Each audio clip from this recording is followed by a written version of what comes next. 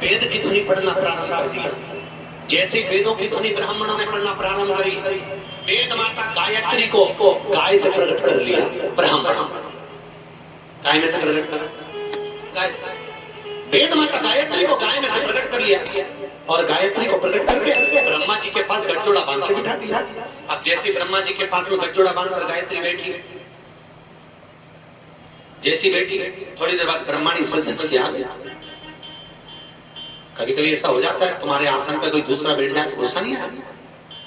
हम बैठे और हमारी जगह, अब ब्रह्माणी को लगा कि मेरी जगह पर ये कौन आकर बैठा। ब्रह्माणी ने पूछा, ब्रह्मदेव ये कौन है?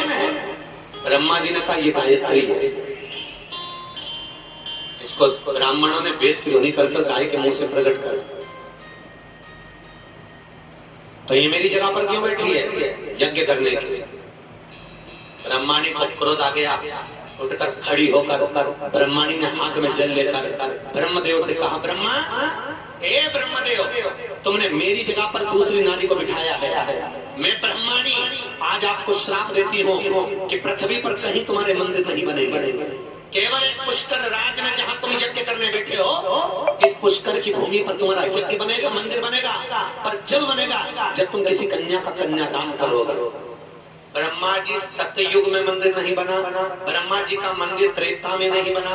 ब्रह्मा जी जब अंत में आंखों में आंसू भर लिए, तब देवर्षि नारद ने पूछा, पिताजी आपकी आंखों में आंसू क्यों है, क्यों रो रहे, क्या हो गया?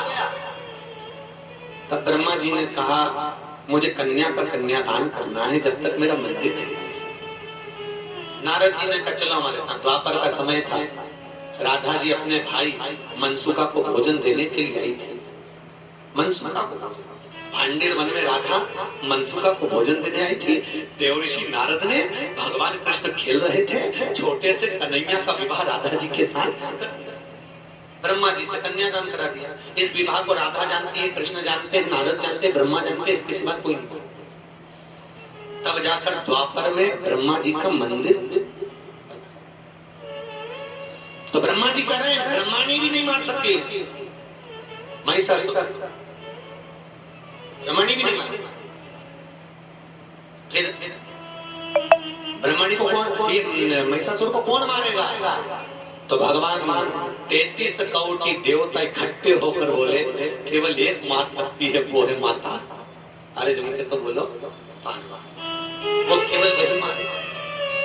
शंकर भगवान से सारे देवताओं ने जाकर निवेदन करा, बोले ना पार्वती मैया से कहो कि वो महिषासुर को मार दे। शंकर भगवान बोले, उसको तो गुस्सा ही नहीं आता, तो वो मारेगी क्या? नहीं मारेगी, उसको गुस्सा नहीं आता। तो भगवान विष्णु बोले, गुस्सा तो दिलाना पड़ेगा, ऐसे कैसे नहीं आता? तो तुम गुस्सा दिलाओ। शंकर भगवान बोले, गुस्सा कैसे दिलाना?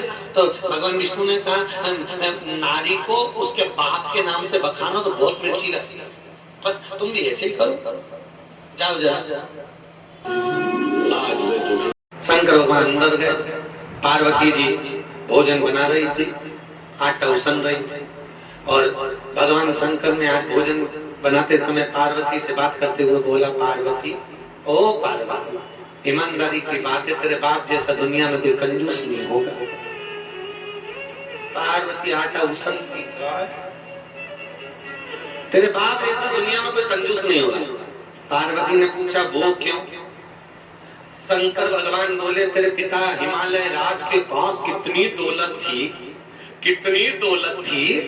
पर एक समान नहीं दिया उसने, एक समान कन्या, कुछ भी नहीं। पार्वती बोली, मेरा बाप तो दे देता, तुम्हारे घर में जगह थी। शंकर भगवान को मालूम, हम तो गुफा में रहते।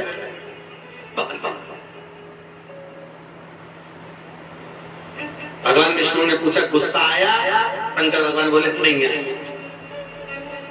फिर जाओ, पार्वती का अगला जन्म बता दो, जो सती बनकर आई थी वो पिता के घर गई थी। बोला फिर जाकर भगवान शंकर ने कहा, अरे पार्वती तेरा एक जन्म ऐसा था, तू सती बनकर जन्मी थी, अपने बाप के घर गई, पिता के घर गई, तेरे पिता ने तेरा आदर नहीं करा, सती तू जल के भस्म हो गई। सती पार्वती बोली, ये सब तुम्हारे कारण हुआ, अगर तुम मेरे साथ चलते तो किसी की हिम्मत नहीं थी कि मैं जल जाता। भगवान शंकर बाप ने कहा, गुस्सा आया?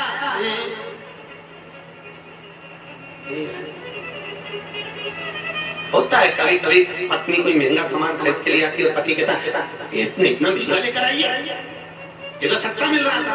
तो पत्नी बोल दे तुम्हें चलना था साथ में, तो पति बेचारा चुप, क्या बोला, साथ क्यों नहीं चले, बस तो मुझे जो मिला उठा ले, अब नहीं बोलेगा। क्रोध नहीं, आटा उसान कर भोजन बनाकर पार्वती जैसी बाहर निकली, बर्तन को रख रही थी, माँ उठी, सामने से महिषासुर आ रहा था भैंसे पे चढ़कर। महिषासुर जो जगज्जननी को देखा, जगदम्बा को देखकर महिषासुर बोला, अरे ओ सुंदरी, इतनी सुंदर है तू, मैं तुझे अपना बनाऊंगा। पार्वती मैया ने जो देखा तिरछी दृष्टि से, भगवान शंकर भगवान विष्णु से पूछ रहे गुस्सा दिलाने के लिए क्या करना पड़ेगा। भगवान विष्णु बोले कछु मत करो, चिंगारी लग गई, इधर मैं तुझे अपना बनाऊंगा। जगदम्बा हंसकर मुस्कुराकर ठाका लगाकर केश को खोला, माँ ने आंखों में ज्वाला भरा गई देवी के, सिंह को बुलाया, चढ़ गई शेर पर, सिंह पर। माँ बोली रे महिषासुर, तू मुझे अपना बनाना चाहता है? रुक जा। महिषासुर हाथ पकड़ने के लिए आगे बढ़ा, जगज्जननी ने सिंह से कहा टूट पड़ना इसको, भैंसे पर तू चढ़ना, त्रिशूल लेकर छाती पर मैं चढ़ूंगा।